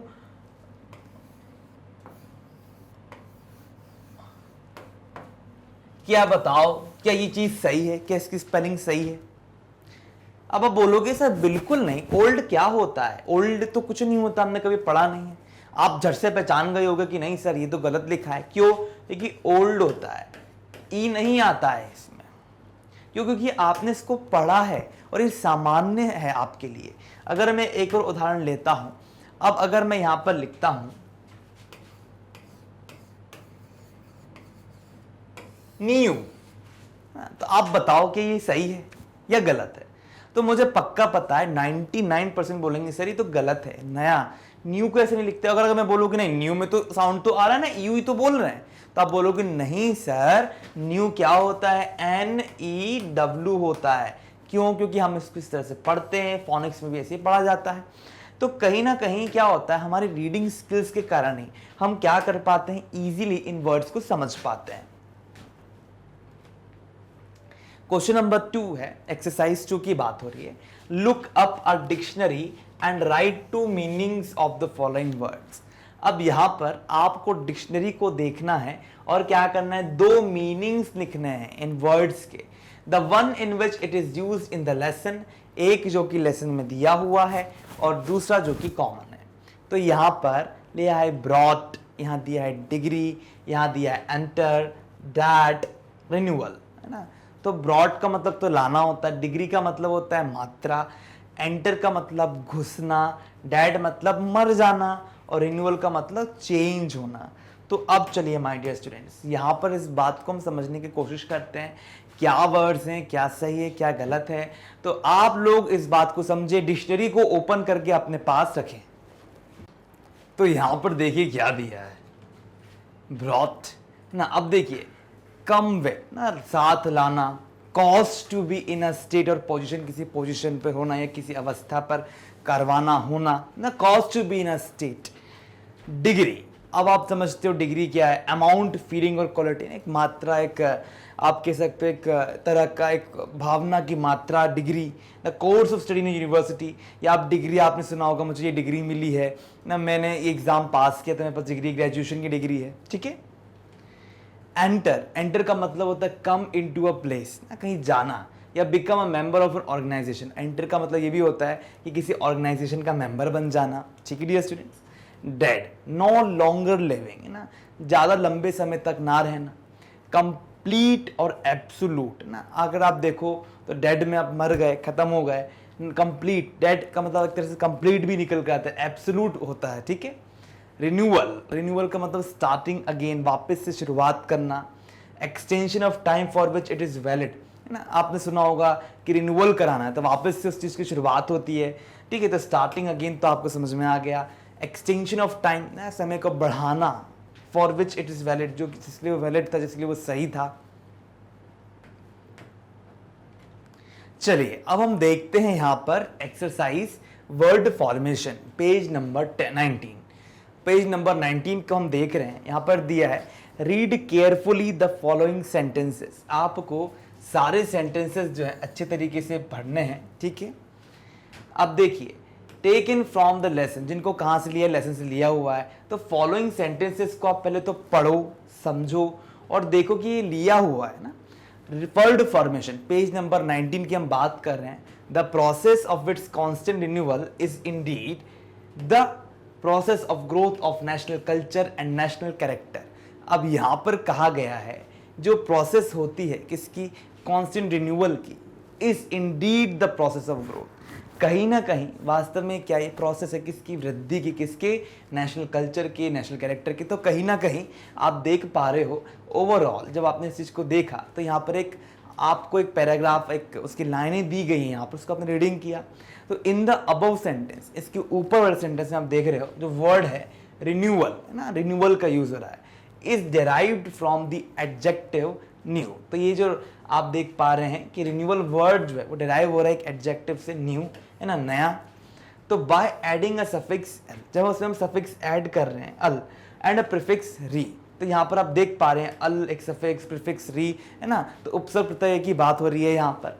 सो point out which word the following are derived from. तो आपको क्या करना है, यहाँ पर पॉइंट आउट करना है कि कौन सा वर्ड जो है वो डेराइव हो रहा है, मतलब वहां से आ रहा है। तो देखिए रिन्यूअल हो गया, my self, totality, constantly, building, तो ये वर्ड्स दिए हैं। अब इसमें हम इतना टाइम पास नहीं करेंगे, इतना समझाने की भी इसमें आवश्यकता मुझे लगती नहीं है कि आपको आप समझते होंगे इजीली कि यहाँ पर किसकी बात हो रही है, स्वाभाविक है, ठीक है, सफिक्स की, प्रीफिक्स की बात हो रही है, ठीक है। तो रिन्यूअल, है ना। अब देखिए न्यू वर्ड्स, है ना, अब देखो यहाँ पर न्यू आ रहा है, यहाँ देखिए माय, टोटलिटी में टोटल, कॉन्स्टेंटली में कॉन्स्टेंट मेन वर्ड है, बिल्डिंग में बिल्ड मेन वर्ड है, ठीक है। तो अब देखिए यहाँ पर हमने क्या करा है, एक जगह हमने सेल्फ जोड़ा है, एक जगह हमने री जोड़ा है, ठीक है, एक जगह हम टोटलिटी में लिटी जोड़ा है, एंटली जोड़ा है, आईएनजी ना। तो अब देखिए कॉन्स्टेंटली तो ली जुड़ गया आपका, है ना, आईएनजी। तो क्या हो रहा है कि मेन वर्ड्स तो यही है हमारे ना, new, my, total, constant, build. हम क्या कर रहे हैं, कहीं जगह सफिक्स लगा रहे हैं, कहीं जगह प्रीफिक्स लगा रहे हैं। तो यही हमको बताना है कि मेन वर्ड कौन सा। अब देखिए यहाँ पर जो क्वेश्चन दिया हुआ है, देखिए क्या दिया है कि point out which words the following are derived from, ना किन वर्ड से चीज डिराइव हुई हैं। तो आप समझ गए होंगे कि कितना इजी था ये वाला पार्ट। चलिए वर्ड मीनिंग पर आते हैं। Match the words given in column A with the column B. अब यहां पर कॉलम ए दिया है, यहां पर कॉलम बी दिया है, तो यहां पर कुछ वर्ड है, उनकी मीनिंग्स जो है यहां पर दी हुई हैं। अब जैसे रिक्विजिट है, तो रिक्विजिट का मतलब क्या होता है ना, परिल का मतलब, प्रिजम्पशन का मतलब, एथनिक का मतलब, प्लेज का मतलब। तो इन सब से हमको क्या करना है, मैच करना है। तो यहां पर दिया है रिक्विजिट। अब रिक्विजिट क्या होता है, नेसेसरी, महत्वपूर्ण, परिल यानी एक थ्रेट, प्रिजम्पशन का मतलब होता है ओपिनियन ना, मत, एथनिक का मतलब होता है रेशियल ना, प्लेज यानी प्रॉमिस करना, प्रतिज्ञा लेना। तो मुझे लगता है यहां पर आप लोगों को इजीली चीजें समझ में आ गई होंगी। चलिए अब यहां पर बात कर रहे हैं हम एडजेक्टिव की। एडजेक्टिव है ना, तो देखिए fill in the blank with suitable adjective. अब यहां पर एडजेक्टिव को यूज करना है आपको, इन फिल इन द ब्लैंक्स में इनको यूज करना है। अब एडजेक्टिव क्या होते हैं, विशेषण होते हैं, है ना। आपने सुना होगा विशेषण जो किसी चीज की विशेषता बताते हैं, नाउन की, है ना। जैसे मैंने बोला वेदांत इज अ गुड बॉय, तो गुड क्या होगा, विशेषण हो गया। तो प्रेफुल, लॉन्ग, ड्यूअल, स्पेशल, न्यू, कहीं ना कहीं क्या है, विशेषताएं, या आप देख सकते हो एडजेक्टिव है ये। Doctor Zakir Hussain entered the office in a spirit of prayerful humility, है ना। मानवता जो है ना, इंसानियत के साथ वो क्या होते हैं, ह्यूमैनिटी ना, उसके साथ ह्यूमैनिटी के साथ यहाँ पर वो एंटर करते हैं। तो जाकिर हुसैन का ऑफिस में जाते हैं प्रेफुल ह्यूमिलिटी के द्वारा। It is a constitution of a new state, तो न्यू यहाँ पर क्या होगा, नया राज्य, ठीक है। The choice of this office has been made due to long association, लंबे समय के एसोसिएशन के साथ बना, ठीक है। This special effort will give to the life of the our state a dual flavour. तो आप देख पाएंगे कि यहाँ पर स्पेशल एफर्ट है ना, अच्छा, यहाँ पर ड्यूअल, दोहरा। तो आप देखेंगे ये सब क्या है, ये सब यहाँ पर एडजेक्टिव के तौर पर यूज किए गए हैं। तो ये बहुत इजी एक्सरसाइज, इसमें हमको ज्यादा कुछ भी नहीं करना, बस हमको देखना है कहां पर कौन सा वर्ड यूज होगा। फ्रेजेस देखिए, read the lesson carefully and find out the sentences in which the following phrases have been used, then use these phrases in a sentence of your own। अब आपको यहाँ पर क्या है, यहाँ पर कुछ phrases दिए हुए हैं, तो पहले आप अपनी पूरी बुक को अच्छे तरीके से पढ़ने का प्रयास करें। उसके बाद आपको क्या करना है, इनको यूज करना है, सेंटेंस बनाना है इनका। Pursuit of, bring to, approximation of, bring forth, ठीक है। चलिए इनको हम देखते हैं। परस्यूट ऑफ यानी he works day and night in pursuit of excellence ना, एक्सीलेंस के खातिर, एक्सीलेंस को पाने के लिए, उत्कृष्टता को पाने के लिए वो क्या करता है, पूरे दिन कार्य करता है। ब्रिंग टू, लेकर आना है ना। Please bring the matter to the notice of the principal immediately. Immediately आपको क्या करना है, मैटर लेकर आना है, क्या, matter to the notice of the principal immediately. अब देखिए please bring the matter to the notice ना, आपको नोटिस में लेकर आना उस मैटर को प्रिंसिपल के सामने इमीडिएटली। तो यहां पर ब्रिंग का मतलब लेकर आना हो गया। अप्रोक्सीमेशन, तद अनुसार, है ना। The account is given by the witness was an approximation of the truth. कहीं ना कहीं ये जो अकाउंट जो दिया गया था विटनेस के लिए देखने योग्य के लिए, वो कहीं ना कहीं तद अनुसार, अप्रोक्सीमेशन है सत्य के, ठीक है। ब्रिंग फोर्थ, लेकर आना ना। Our new principal is brought forth many remarkable improvement, बहुत सारे बदलाव लेकर आई हैं, कौन, हमारी प्रिंसिपल। ग्रामर वाला पार्ट देखते हैं। Read the following sentence from the lesson carefully. I must confess that, I can only assure you that, ठीक है। तो यहाँ पर मस्ट और यहाँ पर कैन है, तो ये मॉडल्स हैं, आपको पता है ऑक्सिलरी वर्ड्स होते हैं। तो make the use of model auxiliary must and can, ठीक है, in the sentence given about. तो यहाँ पर मार्क करो, देखो हमने मस्ट हमको पता है, यहाँ पर मस्ट आ रहा है, यहाँ पर कैन है, तो ये क्या है, ऑक्सिलरी, क्या है, ऑक्सिलरी है ये, ठीक है। तो यहाँ पर मॉडल ऑक्सिलरी हमको पता चल गया मस्ट और कैन होता है। अब देखिए, find out their modal auxiliaries used in the lesson and tell the specific meaning in which this modal auxiliaries have been used. अब हमको ये बताना है कि मॉडल ऑक्सिलरीज को पहले हम बताएंगे कि कौन कौन से मॉडल ऑक्सिलरीज हैं जिनका यूज हुआ है, ठीक है, लेसन में यूज किया, और उनका उपयोगिता क्या है, और यही ग्रामर का सबसे इंपॉर्टेंट बात है। अब जैसे मैंने बोला मस्ट, तो बाउंड टू, देखिए जब भी हम बोलते हैं ना I must do this work, you must do this work, तो हम उसको बाइंड कर देते हैं, कहीं ना कहीं बहुत इंपॉर्टेंट है, वो करना ही है, बाउंड टू ना। कैन, हम जब भी कैन वर्ड का यूज करते हैं, मॉडल वर्ब का, मॉडल ऑक्सिलरी वर्ब जो है ना, इसका हम जब यूज करते हैं, इसका मतलब बी कैपेबल ऑफ, जैसे you can do this work, ये कार्य तुम कर सकते हो, तो कहीं ना कहीं यहाँ पर ये बताते हैं कि वो कैपेबल है। मे मतलब पॉसिबिलिटी है, होना, इट मे रेन टुडे ना, आज बारिश हो सकती है, तो यहाँ पर मे का उपयोग होता है। आई मे बी फॉरगिवन है ना, तो यहाँ पर आप देखिए प्लीज फॉरगिव मी, तो किस तरह से हम चीज़ों को देख पा रहे हैं, किस तरह हम चीज़ों को समझ पा रहे हैं। तो आई मे बी फॉरगिवन, अब यहाँ पे मे को यूज किया, तो कहीं ना कहीं यही है, एक रिक्वेस्ट है, फॉर्मल वे में रिक्वेस्ट है कि प्लीज मुझे फॉरगिव करो। तो हमने क्या करा, यहाँ पर कुछ मॉडल ऑक्सिलरी वर्ब्स को निकाला, कुछ सेंटेंसेस भी देखे, और उसके अनुसार हमने उसको बताया कि किस तरह उसको उपयोग हुआ है। तो इसी के साथ क्या हो रहा है माय डियर स्टूडेंट्स, हमारा ये वाला सेशन ओवर हो गया है, और अगर और भी कोई डाउट्स हो तो आप कमेंट सेक्शन में कमेंट करके बता सकते हैं। एक और अन्य जानकारी, हमारे पास सारे टॉप कोर्सेज अवेलेबल हैं, ठीक है डियर स्टूडेंट्स। आप हमारी वीडियो को लाइक करें, शेयर करें और सब्सक्राइब करें। आपका धन्यवाद।